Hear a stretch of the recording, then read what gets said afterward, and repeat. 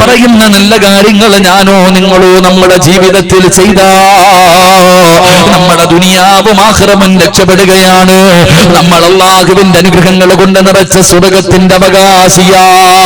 അല്ലാതെ ഈ പറയുന്ന കാര്യങ്ങൾ ഞാനും നിങ്ങളും നിസാരമായി തള്ളിക്കളഞ്ഞാൽ ഖസ്റത്ത് ദുനിയാ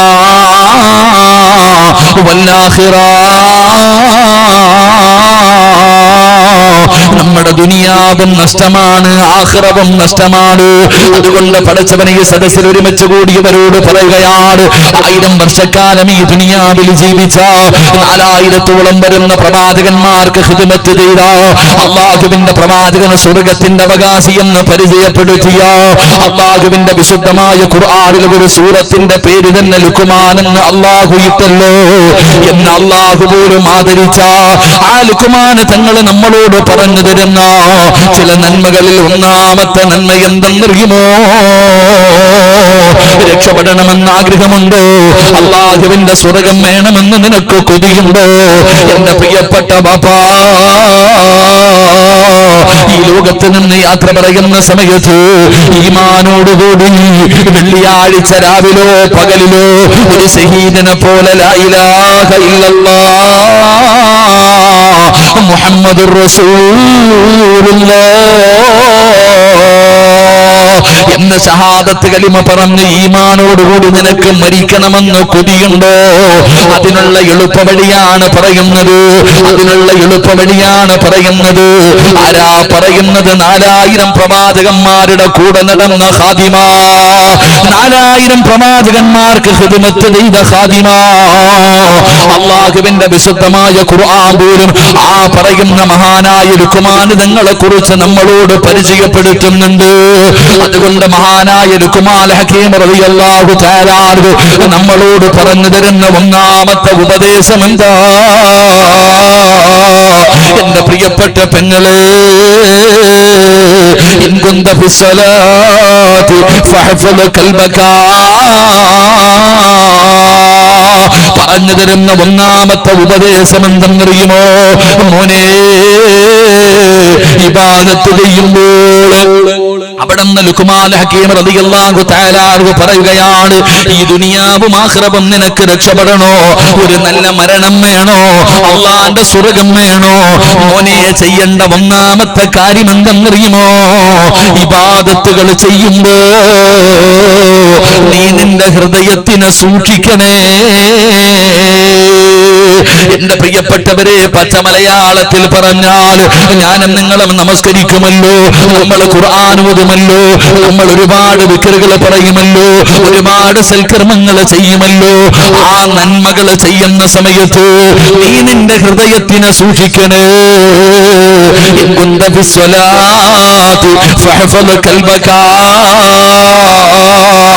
നമസ്കരിക്കുന്ന സമയത്ത് നീ നിന്റെ ഹൃദയത്തിനെ സൂക്ഷിക്കണേ. എന്റെ പ്രിയമുള്ളവരെ, ഞാനും നിങ്ങളും നമസ്കരിക്കുന്നവരാണ്. ഞാനും നിങ്ങളും ഇന്ന് 5 നേരം നിസ്കരിച്ചവരാണ്. ഒരുപാട് ഫർദ് നമസ്കരിച്ചവരുണ്ട്, സുന്നത്തുകൾ നമസ്കരിച്ചവരുണ്ട്. പക്ഷേ നമ്മുടെ ഹൃദയങ്ങളെ നമുക്ക് സൂക്ഷിക്കാൻ കഴിഞ്ഞിട്ടുണ്ടോ? നമസ്കരിക്കുന്ന സമയത്ത് നമ്മൾക്ക് ഹൃദയ സാന്നിധ്യത്തോടുകൂടി പടച്ച റബ്ബിന്റെ മുന്നിലാണ് നിൽക്കുന്നതെന്നുള്ള ചിന്തയോടുകൂടി നമസ്കരിക്കാൻ എനിക്കും നിങ്ങൾക്കും ഇന്ന് വരെ കഴിഞ്ഞിട്ടുണ്ടോ? എന്റെ പ്രിയപ്പെട്ട സഹോദരാ, അല്ലാഹുവിന്റെ പരിശുദ്ധമായ ഖുർആൻ നീ കേൾക്കുന്നവനാണ്. നിങ്ങളുടെ പള്ളിയിലെ ഖതീബ് പടച്ചവനെ മഗ്രിബ് നമസ്കാരത്തിന് ഓതുന്ന ഒരു സൂറത്തുണ്ട്. ഏത് സൂറത്തെന്നറിയുമോ? അറഅയ്തല്ലദീ യുകദ്ദിബു ബിദ്ദീൻ ഫദാലികല്ലദീ യദ്ഉൽ യതീം വലാ يحض على طعام المسكين فويل للمصلين. അല്ലാഹുവിന്റെ പരിശുദ്ധമായ ഖുർആൻ പറയുകയാ, ഫവൈലുൽ ലിൽമുസല്ലീൻ, വൈലെന്ന് പറയുന്ന നരകം കള്ളുകുടിയനുള്ളതല്ല, വ്യഭിചരിച്ച് നടക്കുന്നവനുള്ളതല്ല, പലിശ തിന്നുന്നവനുള്ളതല്ല, സിറുക്ക് വെക്കുന്നവനുള്ളതല്ല, നിസ്കരിക്കാത്തവനുള്ളതല്ല, ഖുർആൻ ഓതാത്തവനുള്ളതല്ല, അഹങ്കരിച്ച് നടക്കുന്നവനുള്ളതല്ല. പക്ഷേ വൈലെന്ന് പറയുന്ന നരകം ആൾക്കുള്ളതാ. ഫവൈലുൽ ലിൽ മുസല്ലീൻ, നമസ്കരിക്കുന്നവർക്കാണ് വൈലെന്ന നരകമെന്ന് അല്ലാഹുവിന്റെ വിശുദ്ധ ഖുർആൻ. അള്ളാന്റെ പരിശുദ്ധമായ ഖുർആൻ പറയുന്നു, വൈലെന്ന് പറയുന്ന നരകം നമസ്കരിക്കുന്നവർക്കുള്ളതാ. അള്ളാഹു നമ്മളെ കാത്തിരക്ഷിക്കുമാറാകട്ടെ, അള്ളാഹു നമ്മളെ കാത്തിരക്ഷിക്കുമാറാകട്ടെ. എങ്ങനെ നിസ്കരിക്കുന്നവർ? അല്ലദീനഹും അൻ സ്വലാത്തിഹിം സാഹൂൻ. ഓരോരുത്തരും ഈ സദസ്സിലിരിക്കുന്ന ഓരോ മനുഷ്യനോടും ഞാൻ ചോദിക്കട്ടെ, നമ്മൾ എല്ലാവരും ഓർമ്മ വെച്ച കാലം മുതൽ നിസ്കരിക്കുന്നവരാ. ഞാനും നിങ്ങളും എല്ലാവരും ഓർമ്മ വെച്ച കാലം മുതൽ നിസ്കരിക്കുന്നവരാ. എത്രയോ ജീവിതത്തിൽ 20, 30, 40, 50 വർഷക്കാലമായി നിസ്കരിക്കുന്നവർ ഈ സദസ്സിൽ ഇരിപ്പുണ്ട്. പക്ഷെ ഈ ഇരിക്കുന്ന ഏതെങ്കിലും ഒരു മനുഷ്യന് നിന്റെ ജീവിതത്തിൽ നിസ്കരിച്ച ഏതെങ്കിലും ഒരു റക്അത്ത് നിസ്കാരം, കൂടുതലൊന്നും വേണ്ട, എന്റെയും നിങ്ങളുടെയും ജീവിതത്തിൽ നിസ്കരിച്ച ഏതെങ്കിലും ഒരു റക്അത്ത് നമസ്കാരം, ഒരു വഖത്ത് നിസ്കാരം അള്ളാഹു സ്വീകരിച്ചിട്ടുണ്ട് എന്ന് പറയാൻ എന്നെയോ നിങ്ങളെ കൊണ്ട് കഴിയുമോ? നമ്മുടെ ജീവിതത്തിൽ നിസ്കരിച്ച ഏതെങ്കിലും ഒരു വഖത്ത് അള്ളാഹു സ്വീകരിച്ചിട്ടുണ്ടെന്ന് പറയാൻ ഈ സദസ്സിലിരിക്കുന്ന ആർക്കെങ്കിലും കഴിയുമോ? അള്ളാഹു നമുക്ക് ഈമാൻ തരുമാറാകട്ടെ. അങ്ങനെ ഉറപ്പുള്ള ആരെങ്കിലും ഉണ്ടോ? എന്റെ ജീവിതത്തിൽ നിസ്കരിച്ച ഇന്ന നിസ്കാരം അള്ളാഹു സ്വീകരിച്ചിട്ടുണ്ട്, അതിനു പകരം അള്ളാഹു എനിക്ക് സ്വർഗം തരുമെന്ന് പറയാൻ ഈ സദസ്സിലിരിക്കുന്ന ഒറ്റ ഒരു മനുഷ്യനും ധൈര്യമില്ല. കാരണം നമ്മുടെ നിസ്കാരം അങ്ങനെ. നമ്മൾ നമസ്കരിക്കുന്നത് കാണുമ്പോ ഇബ്ലീസ് തന്നെ നിന്ന് ചിരിക്കുക, ഇവ എന്താടാ കാണിക്കണേ. നമ്മുടെയൊക്കെ നമസ്കാരം കണ്ടാൽ നിന്ന് ചിരിക്കുക. കാരണം എന്തേ? അങ്ങനത്തെ പല രീതിയിലുള്ള നമസ്കാരങ്ങളാ ഇന്ന് നടക്കാം. പള്ളിയിലെ ഉസ്താദ് നിന്നിട്ട് പടച്ചവൻ അങ്ങോട്ട് കൈകെട്ടിയിട്ട് ഇങ്ങനെ നിസ്കരിക്കുന്നുണ്ട്, നമ്മൾ പുറകിൽ വന്ന് നിന്നിട്ട് കാക്ക കൊത്തണ പോലെ എന്തൊക്കെയോ കാണിക്കുന്നുണ്ട്. എക്സസൈസ് അത്ര തന്നെ. നമ്മൾ അള്ളാനെ കളിയാക്കാം. മോനെ, നിന്റെ ഹൃദയത്തിന്, എടാ പള്ളിക്കകത്ത് ഇമാമിന്റെ പുറകിലാ നിൽക്കുന്നതെങ്കിലും നിന്റെ ഹൃദയം ഇങ്ങനെ പറന്ന് നടക്ക, ഈ പട്ട ഇങ്ങനെ പറക്കട പോലെ. പള്ളിക്കകത്ത് ഇമാമിന്റെ പുറകിൽ കൈകെട്ടി നിൽക്കുന്നുണ്ട്, ഒരു ബോധവും ഇല്ല, നിസ്കരിക്കുമ്പോ ഇങ്ങനെ ചിന്തിച്ചുകൊണ്ടിരിക്കുക. നമ്മുടെ ചിന്തകൾ ഇങ്ങനെ പറന്ന് നടക്കാം. എന്താ അള്ളാഹുടെ മുന്നിലാണ് നിൽക്കുന്നതെന്നുള്ള ചിന്ത എനിക്ക് നിങ്ങൾക്കുമുണ്ടോ? എന്റെ പൊന്നാര സഹോദരങ്ങളെ, അള്ളാഹുവിന്റെ പ്രവാചകൻ സല്ലല്ലാഹു അലൈഹി വസല്ലമ തങ്ങൾ പറഞ്ഞു, ഒരാള് നമസ്കാരം കഴിഞ്ഞ് മുസല്ലയിൽ നിന്ന് എഴുന്നേക്കുമ്പോൾ അള്ളാഹുവിന്റെ മലക്കുകൾ കെട്ടിപ്പിടിച്ചിട്ട് പറയും, നീ സ്വർഗത്തിന്റെ അവകാശിയാ, നിനക്ക് അള്ളാഹു സ്വർഗം തന്നിരിക്കുന്നു, നീ സ്വർഗത്തിന്റെ അവകാശിയാണെന്ന് കെട്ടിപ്പിടിച്ച് മുസാഫഹത്ത് ചെയ്ത് സന്തോഷ വാർത്ത പറയുമെന്ന് നബി മുഹമ്മദ് മുസ്തഫ. ഒരാളുടെ നമസ്കാരം ശരിയായാൽ ആ മനുഷ്യനോട് മലക്കുകൾ പറയും, നീ സ്വർഗത്തിലെ പൊക്കോളാൻ. എന്നാൽ നമസ്കാരം ശരിയായില്ലെങ്കിൽ നിസ്കാരപ്പായിൽ നിന്ന് എഴുന്നേക്കുമ്പം മലക്കുകൾ തന്നെ പറയും, എടാ നശിച്ചവനെ, അള്ളാഹുടെ സ്വർഗം കളഞ്ഞല്ലോടാ, നീ നരകത്തിന്റെ അവകാശിയാ, നീ നരകത്തിന്റെ അവകാശിയാ. നരകത്തിന്റെ മുന്നിൽ അള്ളാഹു നിന്റെ പേരെഴുതി വെച്ചിട്ടുണ്ട്. അടുത്ത വഖത്തിന് മുമ്പ് തൗബ ചെയ്യാതെ നീ മരിച്ചുപോയാൽ നീ നരകത്തിലാണെന്ന് നിസ്കാരപ്പായിൽ നിന്ന് എഴുന്നേക്കുമ്പോൾ മലക്കുകൾ പറയുമെന്ന് ആദരവായ പ്രവാചകൻ നബി മുഹമ്മദ് മുസ്തഫ. നമ്മുടെയൊക്കെ നമസ്കാരം എന്ന് പറഞ്ഞാൽ ഇമാമിന്റെ പുറകിൽ അങ്ങോട്ട് കൈകെട്ടിയിട്ട് ഇങ്ങനെ ഉടുപ്പ് മടക്കും, നമ്മൾ ഇങ്ങനെ മടക്കും. പടച്ചോനെ, ചിലരിങ്ങനെ തൊപ്പി ഒരു മുടിയൊക്കെ ഇങ്ങനെ ക്ലിയർ ആക്കും നിസ്കരിക്കുമ്പോൾ. ആരെങ്കിലും ഫോൺ വിളിച്ചു കഴിഞ്ഞാൽ പതുക്കെ എടുത്തു നോക്കും, വീട്ടിൽ നിന്നാ വിളിക്കുന്നത്, ബിസ്മില്ലാ നിസ്കാരത്തിൽ. നമ്മുടെ നിസ്കാരം ഇതാ. ചെറുപ്പക്കാരൊക്കെ എന്ന് പറഞ്ഞാൽ പിന്നെ കൈകൊണ്ട് ഇങ്ങനെ തട്ടി നിസ്കാരം എന്ന് പറഞ്ഞാൽ എന്തെന്നറിയോ? ആദ്യം പഠിക്കേണ്ടത് നമസ്കാരം എന്ന് പറഞ്ഞാൽ എന്താണ് നിസ്കാരം, എങ്ങനെയാ നിസ്കരിക്കണ്ടേ? നിസ്കാരവുമായിട്ട് എനിക്കും നിങ്ങൾക്കും വേണ്ട ഒരു ബന്ധമെന്താ? ഒരൊറ്റ ഒരു ചരിത്രം ഞാൻ പറഞ്ഞു തരാം. അള്ളാഹു നമുക്ക് പഠിക്കാൻ ഭാഗ്യം നൽകുമാറാകട്ടെ. എന്റെ പ്രിയമുള്ള സഹോദരങ്ങളെ, നമസ്കാരം എന്ന് പറഞ്ഞാൽ എന്താണെന്നറിയുമോ? മഹാനായ ഉർവത്ത് ബിൻ സുബൈർ റളിയല്ലാഹു തആല അൻഹു, ഉർവത്ത് ബിൻ സുബൈർ റളിയല്ലാഹു തആല അൻഹുവിന്റെ കാലിന്റെ ഒരു വിരൽ പഴുക്കുകയാ. മഹാനായ ഉർവത്ത് ബിൻ സുബൈർ റളിയല്ലാഹു തആല അൻഹുവിന്റെ കാലിന്റെ ഒരു വിരൽ പഴുത്തു. വലിയ പണ്ഡിതനാ, വലിയ മഹാനാ. അവിടുത്തെ കാലിന്റെ വിരൽ പഴുത്തപ്പോ വൈദ്യന്മാര് വന്നിട്ട് പറഞ്ഞു, തങ്ങളെ ഇത് മുറിച്ചു മാറ്റണം ഈ വിരല്, ഇല്ലെങ്കിൽ പഴുപ്പ് മുകളിലേക്ക് കയറും, ബുദ്ധിമുട്ടാ പിന്നീട്. മഹാനവറുകൾ സമ്മതിച്ചില്ല, മുറിക്കാൻ അനുവദിച്ചില്ല. അങ്ങനെ കാലിന്റെ വിരലിൽ നിന്ന് പഴുപ്പ് മുകളിലോട്ട് ഇങ്ങനെ കേറി കേറി കേറി കാൽപ്പത്തി മുഴുവനും പഴുപ്പായി. വേദന സഹിക്കാൻ കഴിയുന്നില്ല. അപ്പൊ വൈദ്യന്മാര് വന്നിട്ട് പറഞ്ഞു, ഞങ്ങൾ അന്ന് പറഞ്ഞതാണ് വിരല് മുറിച്ചു മാറ്റാൻ, അത് മുറിച്ചു മാറ്റാത്തത് കൊണ്ടാണ് കാൽപ്പത്തി മുഴുവനും പഴുപ്പ് വന്നത്. അതുകൊണ്ട് ഇനി കാൽപ്പത്തി മുറിച്ചു മാറ്റണം, ഇല്ലെങ്കിൽ മുകളിലേക്ക് കയറും. മഹാനായ ഉർവത്ത് ബിൻ സുബൈർ റളിയല്ലാഹു തആല അൻഹു പറഞ്ഞു, അനുവാദം കൊടുത്തില്ല, ഒന്നും സമ്മതിച്ചില്ല. പക്ഷേ പഴുപ്പ് മുകളിലേക്ക് കയറി, തന്റെ കാലിന്റെ മുകളിലേക്ക് പഴുപ്പ് കയറി. വേദന സഹിക്കാൻ കഴിയുന്നില്ല. ഉർവത്ത് ബിൻ സുബൈർ റളിയല്ലാഹു തആല അൻഹുവിന്റെ മുന്നില് വൈദ്യന്മാര് വന്നിട്ട് പറഞ്ഞു, ഇപ്പം മുട്ടിന്റെ താഴെ വരെയായി പഴുപ്പ്, ഇപ്പം മുറിച്ചാൽ മുട്ടിന്റെ ഭാഗം വെച്ച് മുറിച്ചാൽ മതി, ഇല്ലെങ്കിൽ മുകളിലേക്ക് കയറിയാൽ അരയുടെ ഭാഗം വെച്ച് മുറിച്ചു മാറ്റണം. അവസാനം ഒരു വഴിയുമില്ലാതെ മഹാനായ ഉർവത്ത് ബിൻ സുബൈർ റളിയല്ലാഹു തആല അൻഹു അവിടുന്ന് തന്റെ കാല് മുറിക്കാൻ അനുവാദം കൊടുക്കുകയാ. എന്റെ പ്രിയപ്പെട്ടവരെ, അവിടുത്തെ കാല് മുറിച്ചു മാറ്റാൻ അനുവാദം കൊടുത്തു. അങ്ങനെ വൈദ്യന്മാര് മുഴുവനും കാല് മുറിക്കുന്നതിന് വേണ്ടി കടന്നു വരികയാണ്. ഉർവത്ത് ബിൻ സുബൈർ റളിയല്ലാഹു തആല അൻഹുവിന്റെ ചാരത്ത് അവര് കാല് മുറിക്കുന്നതിന് വേണ്ടി കടന്നു വന്നു. എന്നിട്ട് കുറച്ച് കള്ളു കൊണ്ടുവന്നിട്ട് ഉർവതങ്ങളുടെ കയ്യിലേക്ക് കൊടുക്കുകയാണ്. ഉർവത്ത് ബിൻ സുബൈർ റളിയല്ലാഹു തആല അൻഹുവിന്റെ കയ്യിലേക്ക് കല്ലെടുത്തു കൊടുത്തു. മഹാനവറുകൾ ചോദിക്കുന്നു, എന്താണിത്? കള്ളാണ് തങ്ങള്, ഇത് കുടിക്കണം. മഹാനവറുകൾ ചോദിച്ചു, എന്തിനാ കുടിക്കുന്നത്? അവിടെ നിന്ന് പറഞ്ഞു, തങ്ങള് കാല് മുറിച്ചു മാറ്റുമ്പോ വേദന അറിയാതിരിക്കാനാ. പടച്ചവനെ, വേദന അറിയാതിരിക്കാനാണ്. ഈ കള്ളു കുടിച്ചാൽ വേദന അല്പം അറിയാതിരിക്കുമല്ലോ, അങ്ങയുടെ ബോധം നഷ്ടപ്പെട്ടു പോകുമല്ലോ, അതുകൊണ്ട് ഈ കള്ളു കുടിക്കണം, അല്ലാതെ ഒരു വഴിയില്ലെന്ന് ഉർവത്ത് ബിൻ സുബൈർ തങ്ങളോട് പറയുമ്പോ 20, 30, 40, 50 വർഷക്കാലമായി പള്ളിക്കകത്ത് പോയി നിസ്കരിച്ചിട്ട് ആ സുജൂദിൽ കിടന്ന് നിസ്കാര തടമ്പ് നെറ്റിയിൽ വന്ന വാപ്പാ, പള്ളിയിൽ ഇമാമത്ത് നിൽക്കുന്ന ഉസ്താദേ, നമസ്കാരത്തെ കുറിച്ച് പ്രസംഗിക്കുന്ന പ്രഭാഷക, ഞാനും നിങ്ങളും ഇങ്ങനെ നെളിഞ്ഞു നടക്കുകയാണ്, സ്വർഗമങ്ങ് ഓസിന് കിട്ടുമെന്ന്. ഒരുപാട് നമസ്കരിക്കുന്നവനാണ്, ഒരുപാട് നല്ല കാര്യങ്ങൾ ചെയ്യുന്നവനാണ്, ജീവിതത്തിൽ ഒരുപാട് നന്മകളുണ്ടെന്ന് നെളിഞ്ഞു പറഞ്ഞുകൊണ്ട് നടക്കുന്നവര്, ഇതുപോലെ നിന്റെ ജീവിതത്തിൽ ഒരു വഖത്ത് നമസ്കാരമുണ്ടോ? ഉർവത്ത് ബിൻ സുബൈർ റളിയല്ലാഹു തആല അൻഹു പറഞ്ഞു, ഞാൻ കള്ളു കുടിക്കൂല, എന്ത് ചെയ്താലും ഞാൻ കള്ളു കുടിക്കൂല. അവിടെ നിന്ന് പറഞ്ഞു, നിങ്ങൾക്ക് എന്റെ കാല് മുറിച്ചു മാറ്റിയാ മതിയല്ലോ, അതിന് ഞാൻ തന്നെ ഒരു വഴി പറഞ്ഞു തരാ, മഹാനായ ഉർവത്ത് ബിൻ സുബൈർ റളിയല്ലാഹു തആല അൻഹു പറയുകയാണ്, ഞാൻ നമസ്കരിക്കുന്നതിന് വേണ്ടി കൈകെട്ടിക്കഴിഞ്ഞാൽ ഞാൻ നമസ്കാരത്തിലേക്ക് പ്രവേശിച്ചു കഴിഞ്ഞാ പറ്റുമെങ്കിൽ നിങ്ങൾ എന്റെ കാല് മുറിച്ചു മാറ്റിക്കോ.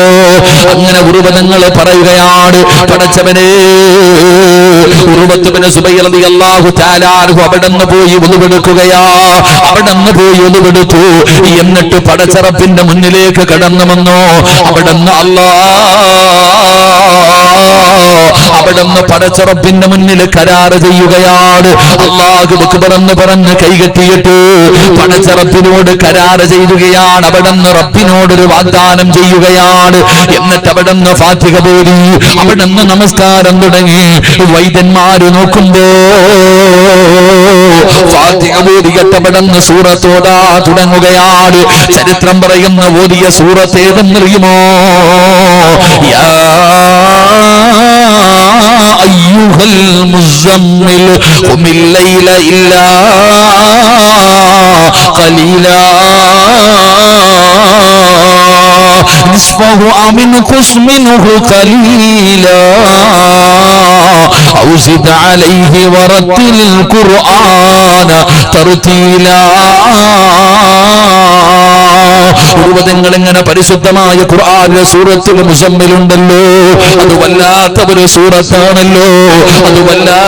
സൂറത്താണല്ലോ. പടച്ചവനെ, ഇന്നലദൈനാ അൻകാലം വജഹീമാ. അർത്ഥമറിയുമോ ചെറുപ്പക്കാരാ?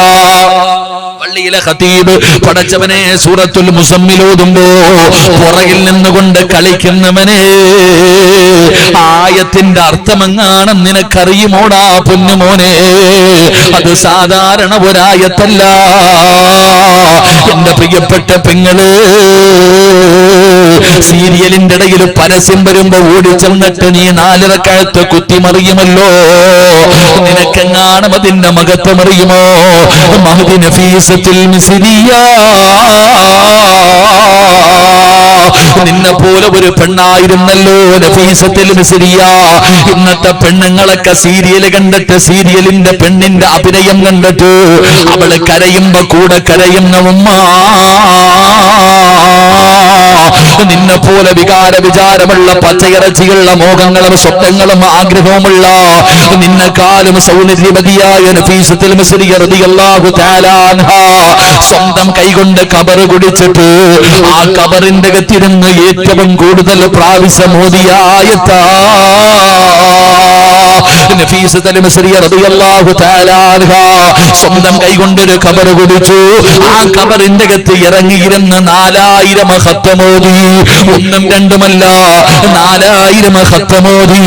ആ ഖത്തമോദിയ നഫീസ തന്റെ ജീവിതത്തിൽ ഖബറിന്റെ അകത്തിരുന്ന് ഏറ്റവും കൂടുതൽ പ്രാവശ്യം ഓതിയ ആയത്താ ഇന്നലദൈനാ അൻകാലം വജഹീമാ. ഇതോദിക്കഴിഞ്ഞാൽ നഫീസയുടെ ബോധം പോവുകയാണ്. അവിടുന്ന് ബോധം കെട്ട് താഴെ വീഴുകയാണ്. അവിടുന്ന് ചരിത്രം പറയുമ്പോ മഹാനായ ഉർവത്ത് ബിൻ സുബൈർ തങ്ങൾ ഇങ്ങനെ ബോധുകയാണ്. അല്ലാഹുവേ, വൈദ്യന്മാർക്ക് മനസ്സിലായി നമാസ് നമസ്കാരത്തിലേക്ക് പ്രവേശിച്ചെന്ന്. അവര് ചെയ്തതെന്തെന്നറിയുമോ? നമസ്കരിച്ചു കൊണ്ടിരുന്ന ഉർവത്ത് ബിൻ സുബൈർ തങ്ങളുടെ കാലുണ്ടല്ലോ,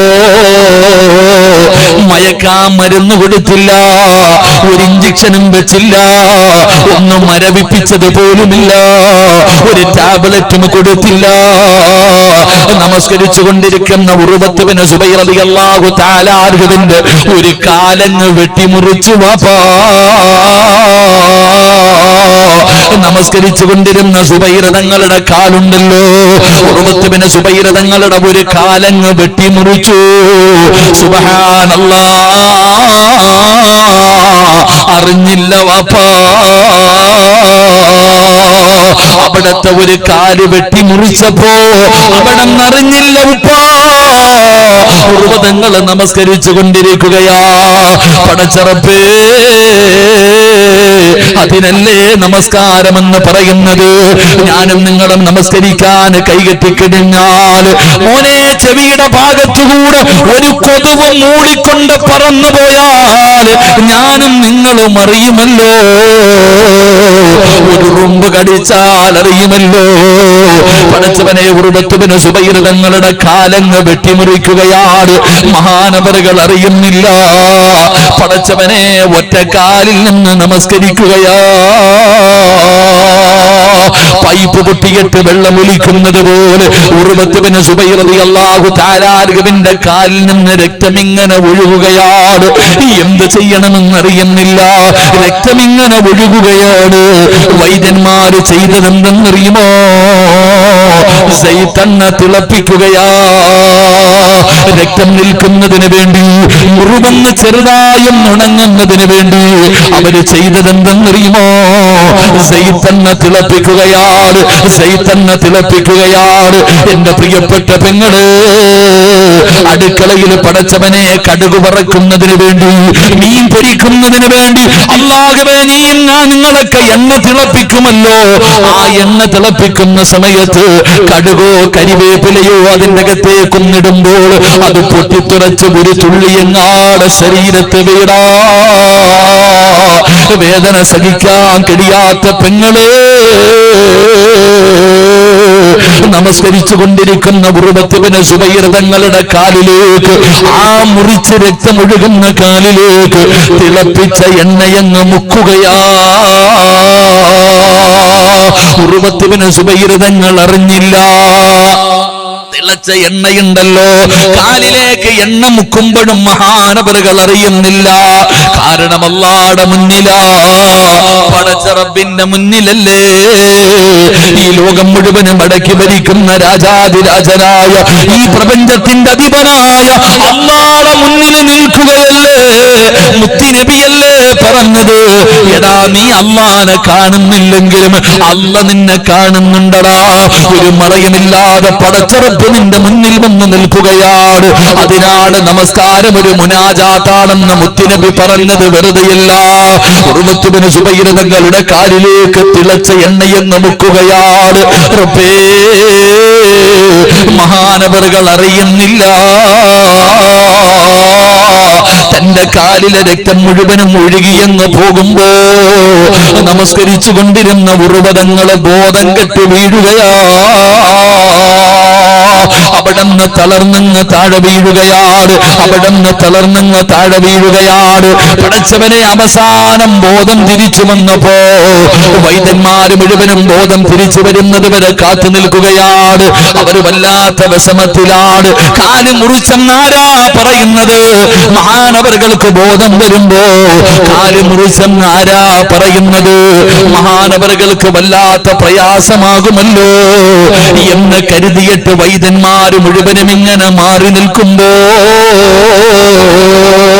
ഉർവത്ത് ബിൻ സുബൈർ തങ്ങളെ തെരഞ്ഞുകൊണ്ട് കുടുംബക്കാര് വരികയാണ്.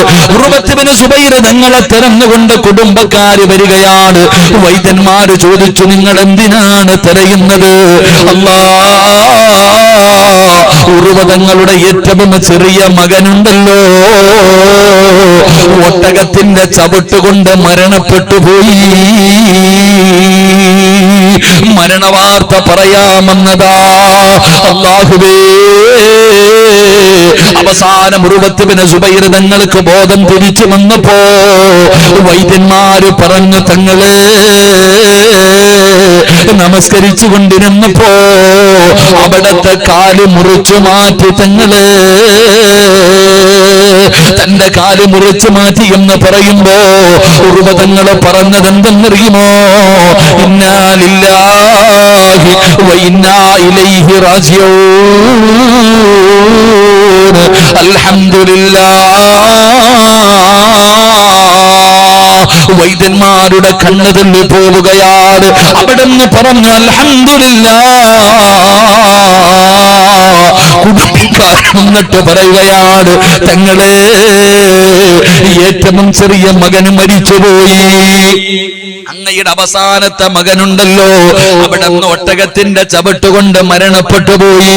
അപ്പോഴും പറഞ്ഞു, ഇന്നാ ലില്ലാഹ് അൽഹംദുലില്ലാഹ്.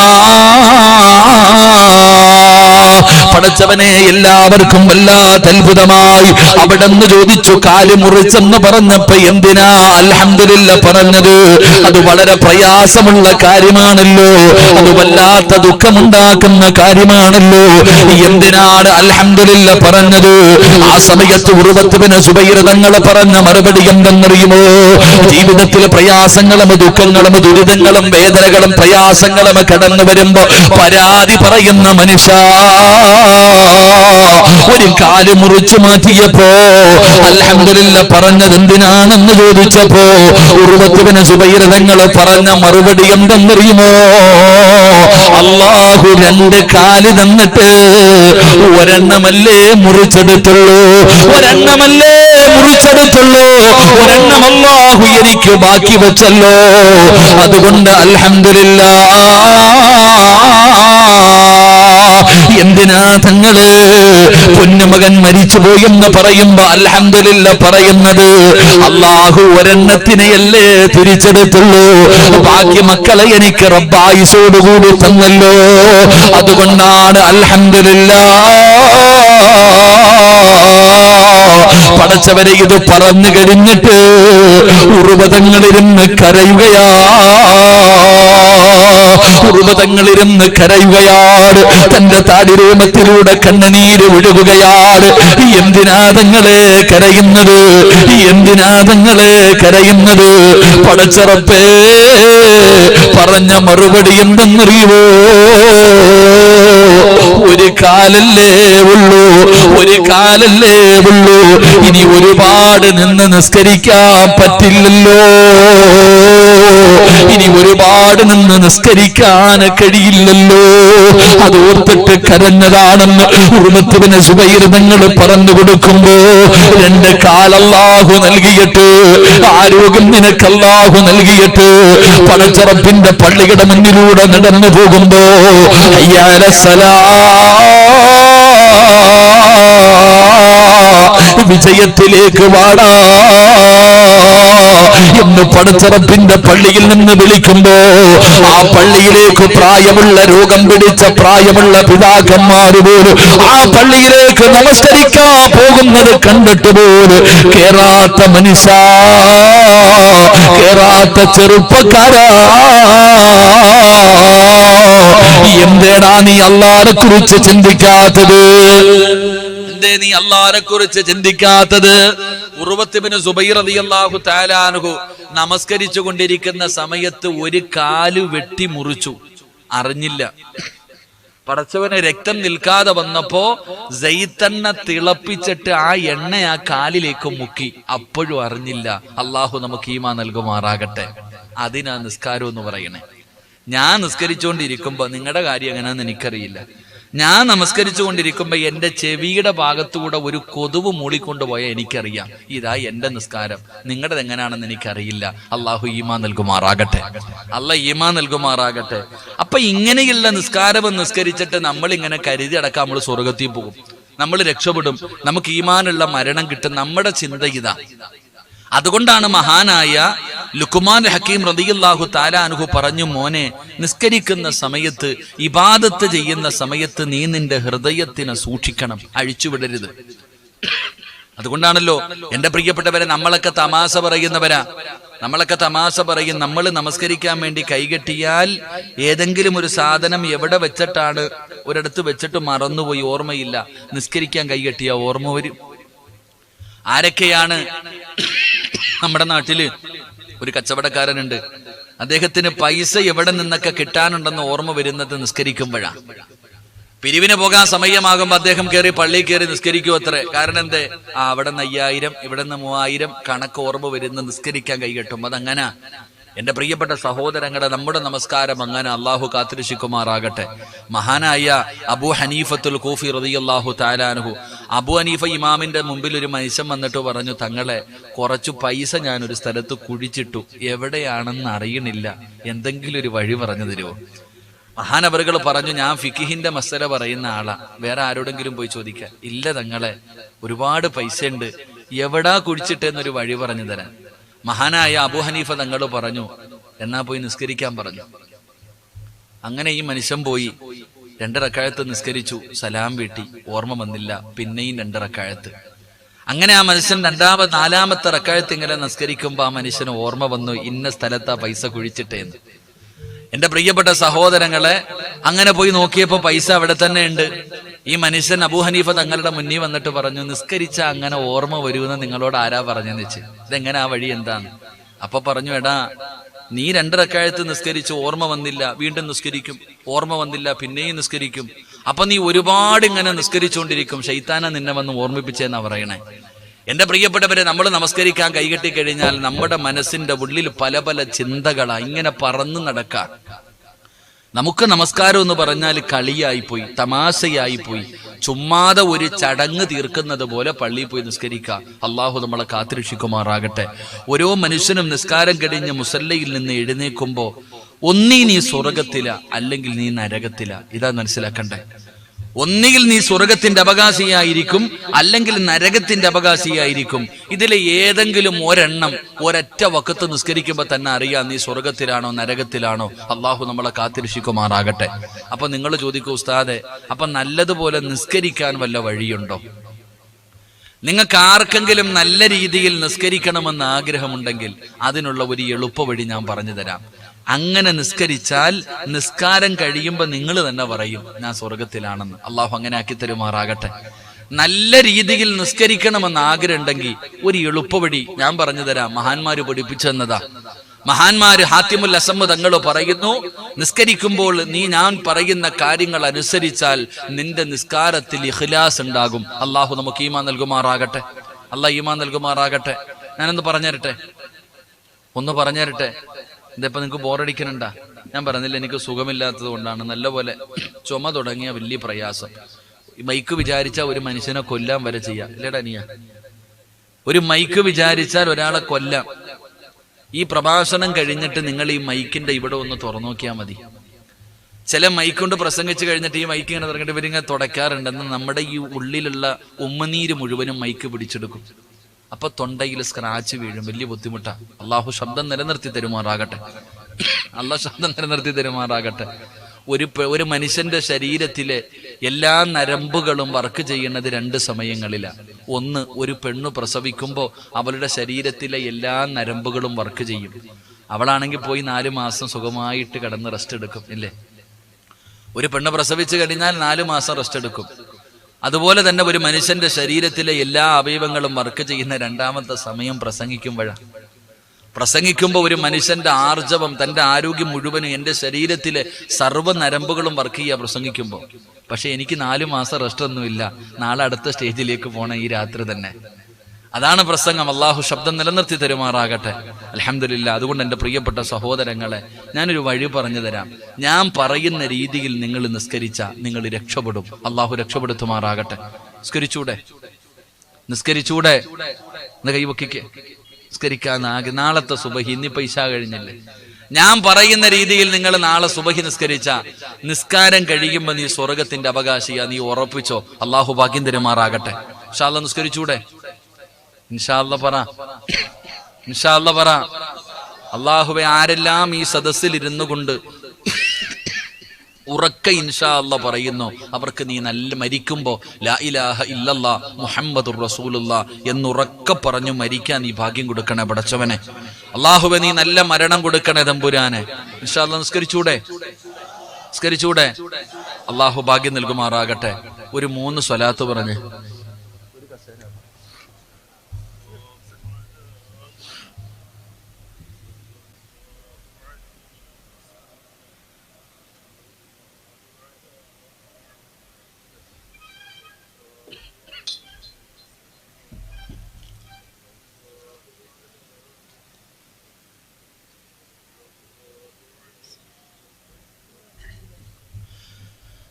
യാ റബ്ബി സ്വല്ലി അലൈഹി വസല്ലം. അള്ളാഹു സ്വീകരിക്കുമാറാകട്ടെ.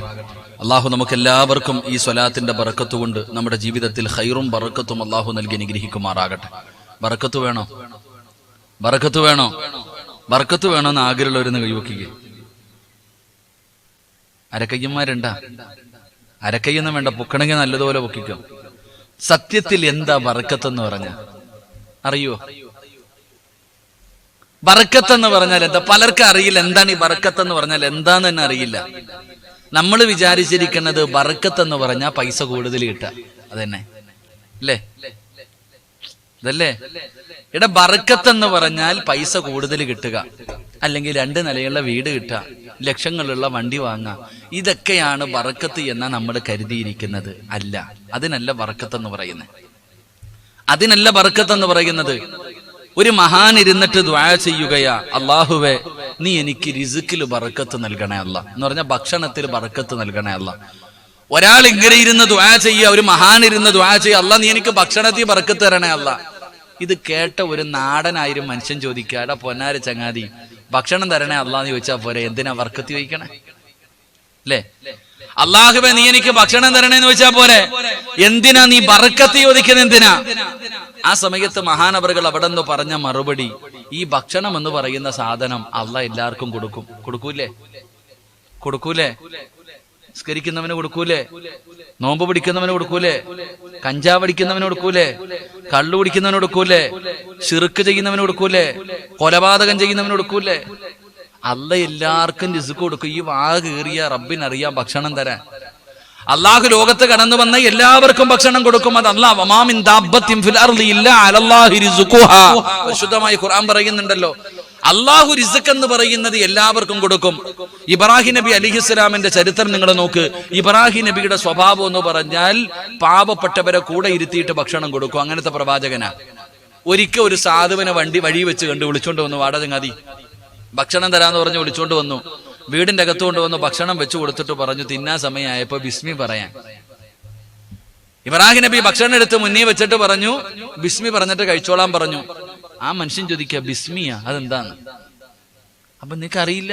എനിക്കറിയില്ല. നീ മുസ്ലിം ആണോ? ഞാൻ മുസ്ലിം അല്ല. എഴുന്നേക്ക്, നിനക്ക് ഭക്ഷണം ഇല്ല, എഴുന്നേറ്റോളാൻ പറഞ്ഞു. ഇബ്രാഹിം നബി പറഞ്ഞു നിനക്ക് ഭക്ഷണം ഇല്ല, നീ എഴുന്നേറ്റോ. ആ സമയത്താണ് മുഖറബുൽ അംലാഖു മലക്ക് ജിബ്രീൽ അലൈഹിസ്സലാം ഇറങ്ങി വന്നിട്ട് ഇബ്രാഹിം നബിയോട് അല്ല ചോദിക്ക, ഇബ്രാഹിമേ 40 കൊല്ലമായിട്ട് ആ ചങ്ങാതിക്ക് ഞാനാ ഭക്ഷണം കൊടുക്കണേ, നിനക്ക് ഒരു നേരം കൊടുക്കാൻ പറ്റണില്ലല്ലോ. എടാ അവൻ 40 കൊല്ലമായിട്ട് എന്നെ വിശ്വസിക്കണ പോലും ഇല്ല. അവൻ എനിക്ക് എതിര് പ്രവർത്തിക്കുന്നവനാ, അവൻ ശിർക്ക് ചെയ്യുന്നവനാ. എന്നിട്ട് 40 കൊല്ലമായിട്ട് ഞാൻ കൊടുക്കണില്ലേ അവന് ഭക്ഷണം? നിനക്കെന്ത് ഒരു നേരം കൊടുക്ക? അതാ പറഞ്ഞത് റിസ്ക് എന്ന് പറയുന്നത് അള്ളാഹ് എല്ലാവർക്കും കൊടുക്കും. പക്ഷേ ബർക്കത്ത് അതെല്ലാവർക്കും കിട്ടൂല. അള്ളാഹു ഇഷ്ടപ്പെട്ടവർക്ക് മാത്രമേ അത് കൊടുക്കൂ എന്ന് നബി മുഹമ്മദ് മുസ്തഫ. ഉറക്കെ നബി മുഹമ്മദ് മുസ്തഫ. ബർക്കത്ത് എന്ന് പറയുന്നത് അള്ളാഹ് ഇഷ്ടപ്പെട്ടവർക്കേ കൊടുക്കൂ. അത് ഓസിനും കിട്ടത്തില്ല, ചോദിച്ച് തന്നെ വാങ്ങണം. അതാ അപ്പൊ ബർക്കത്ത് എന്ന് പറഞ്ഞാൽ, ഞാൻ ആദ്യമായിട്ട് പള്ളിയിൽ ജോലി ചെയ്യാൻ പോകുമ്പോ ആ പള്ളിയിൽ ബാങ്ക് വിളിക്കുന്ന ഒരു മുഅദ്ദിൻ ഉസ്താദ് ഉണ്ട്. 5000 രൂപയാണ് ആ സാധുവിന്റെ ശമ്പളം. അദ്ദേഹത്തിന്റെ ദയനീയമായ അവസ്ഥ കണ്ടിട്ട് ഞാൻ പള്ളി കമ്മിറ്റിക്കാരോട് പറഞ്ഞു, ഇത്തിരി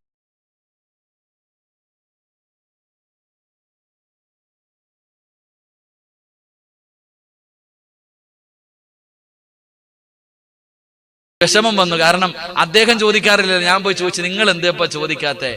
ആ സമയത്ത് എന്നോട് ചോദിച്ചു, ഇപ്പം പഠിച്ചിറങ്ങിയതേ ഉള്ളൂ ഇല്ലേ മോൻ, പള്ളിയിൽ ജോലി ചെയ്ത് ശീലമില്ല, മുത്തല്ലിമായിരുന്നു, പഠിച്ചിറങ്ങിയതല്ലേ ഉള്ളൂ. അദ്ദേഹം എന്നോട് പറഞ്ഞ് എനിക്ക് 3 പെൺമക്കൾ ഉണ്ടായിരുന്നു, 3 പെൺകുട്ടികൾ എനിക്കുണ്ടായിരുന്നു. എന്റെ ഓരോ മക്കളെയും ഞാൻ കെട്ടിച്ചു വിട്ടത് 15ഉം 20ഉം പവൻ സ്വർണവും കൊടുത്തു, പൈസയും കൊടുത്തിട്ടാ ഞാൻ വിവാഹം കഴിച്ചു വിട്ടെ. ഞാൻ ഒരാളുടെ മുന്നിലും പോയിട്ട് കൈ നീട്ടിയില്ല, എന്റെ മോളെ കെട്ടിക്കാൻ വല്ലതും തരണേ എന്ന് ഒരാളുടെ മുന്നിലും ഞാൻ പോയി ചോദിച്ചില്ല. എന്റെ 3 മക്കളെയും ഇസ്സത്തോടുകൂടി ഞാൻ വിവാഹം കഴിച്ചു വിട്ടു. 5 സെന്റും ഒരു നല്ല വീടും എനിക്ക് സ്വന്തമായിട്ടുണ്ട്. അതല്ല ഈ 5000-ന്നല്ലേ കിട്ടിയത്, എനിക്കിനി എന്തിനാ മോനെ പൈസ? അന്നാണ് ബർക്കത്ത് എന്താണെന്ന് ഞാൻ പഠിച്ചത്. അല്ലാഹ് ഈമാൻ തരുമാറാകട്ടെ. 5000 രൂപ ശമ്പളമുള്ള മനുഷ്യൻ 3 മക്കളെ നല്ലതുപോലെ കെട്ടിച്ചു, 1 രൂപ കടവുമില്ല, ഒരാളുടെ മുന്നിൽ യാചിക്കാനും പോയില്ല. സ്വന്തമായിട്ട് 5 സെന്റും ഒരു വീടും. നിനക്ക് ആകെ ഒരെണ്ണവേ ഉള്ളൂ പെൺകുട്ടി. ഇപ്പൊ തന്നെ 8ലോ 9ലോ പഠിക്കുക. ഇപ്പൊ തന്നെ നീ കിടന്ന് കഷ്ടപ്പെടുക, എന്തിനു മോളെ കെട്ടിക്കണം, മോളെ കെട്ടിക്കണം, മോളെ കെട്ടിക്കണം. അരച്ചിക്ക് ഒരെണ്ണവേ ഉള്ളൂ.